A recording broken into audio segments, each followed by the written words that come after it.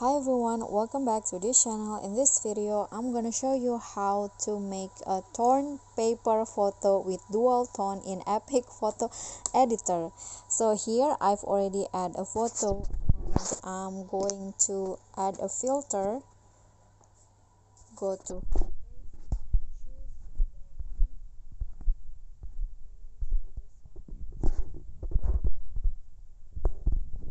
after that, go to add photo and add the original photo. Okay, so this one's right here. And adjust the size until it fits the original photo like this.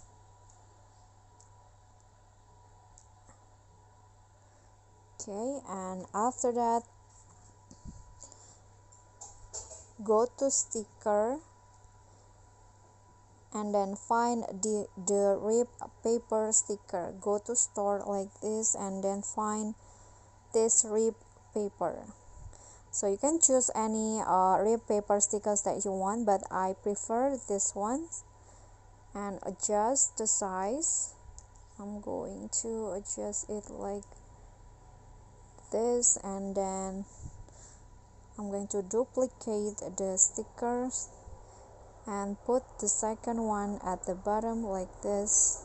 So you can place the stickers in anywhere that you want, but I prefer to go like this. And then use the eraser tool, click on the photo and choose eraser.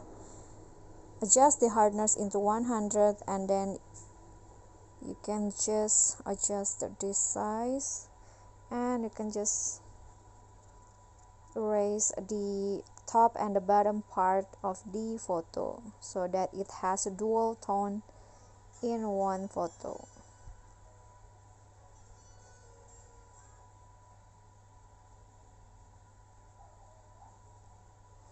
Okay, and then the bottom part.